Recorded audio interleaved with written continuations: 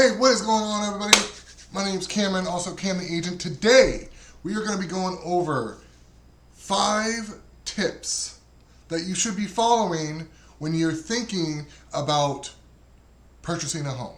So, let's just jump right into it. Number 1, you should ask yourself, why? Why do I want to buy a home? Why is that important to me? What is uncomfortable about my current situation that I want to buy a home? I want to have ownership. Of course, there's a ton of benefits, but make it personal.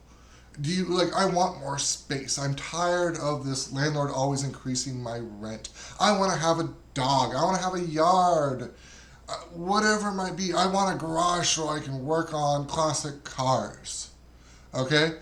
Whatever those reasons are, I want you to really think about that and make it personal. Like, why do I want to become a homeowner?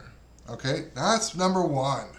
Number 2, start thinking about budget and location. Like, where do you want to live? Maybe ask some friends who've recently bought a home. Ask some family member who've bought and sold homes. Okay, just start doing a little bit of research. Don't get too thorough. Don't go clicking on a bunch of websites, filling out information.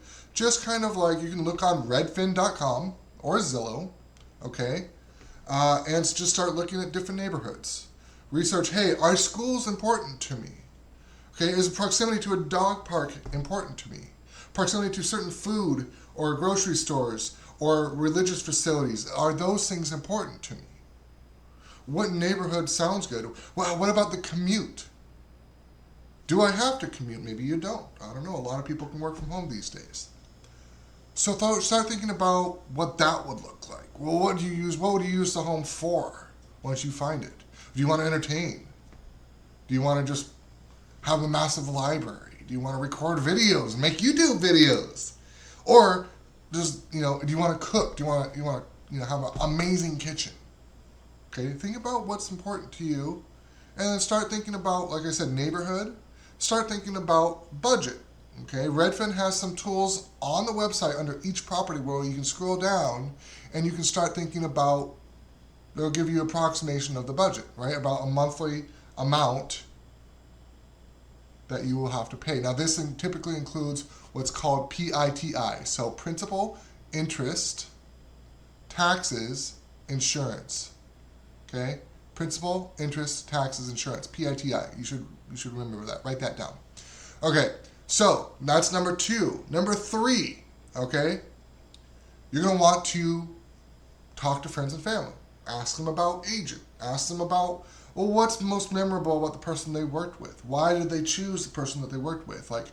Did they just pick somebody at random? Did they Google research them? Did they just go on Redfin and be like, I'm going to buy a home and I'm going to just use whoever Redfin sends to me?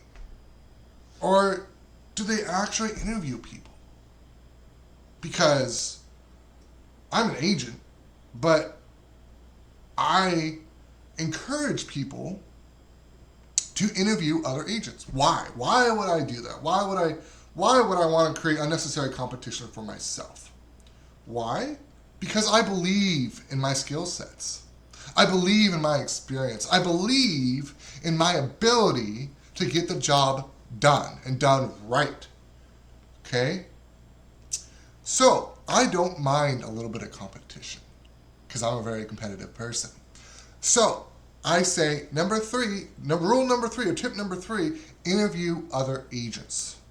They should have more than 2 years experience. They should be doing, at least 8 transactions a year, hopefully 12 or more. They should understand the neighborhood that you're searching in specifically like the back of their hand.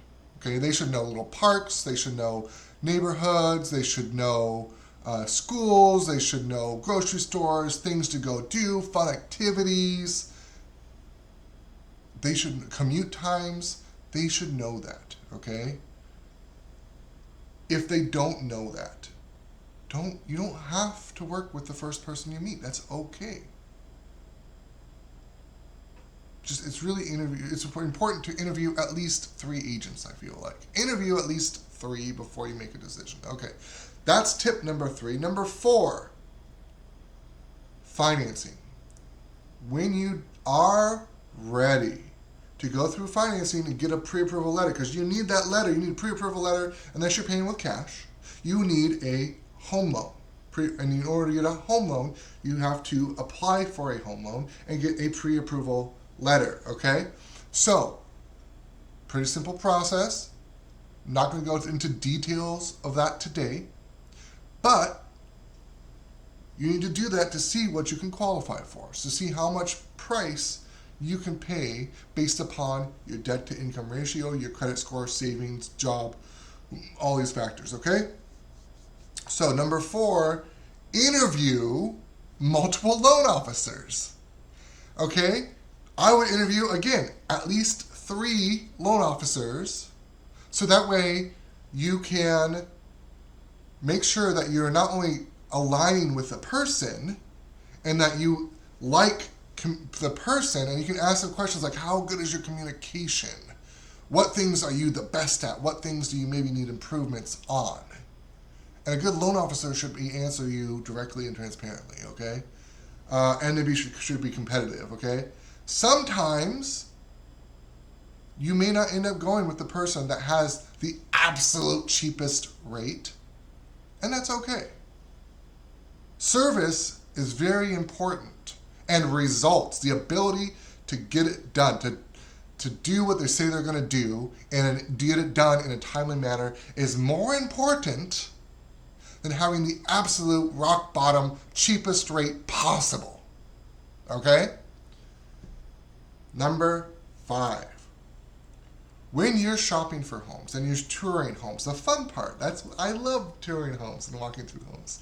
When you're touring through homes, it's very important that you either include a pre-inspection or a inspection contingency. If the market's super competitive and there's multiple offers, then the likelihood of you including an inspection contingency in your offer will most likely mean that you won't get the home because you won't be competitive. However, you can do a thing that's called a pre-inspection. That is an inspection of the home and all of its flaws and defects and repairs needed before you even submit an offer. Now, it does cost money. It's not free, but it could potentially save you thousands, if not tens of thousands of dollars if you were to, if you were to just write the offer with no inspection and no inspection contingency. Okay? It's for your protection, and I highly encourage every single person to perform an inspection either before they write an offer or an inspection contingency in the offer when purchasing a home. All right, so that's my 5 tips when you're thinking about buying a home, when you make the decision to go out and buy the home. I hope you guys enjoyed and got some value out of it, and have a wonderful week. Good boy.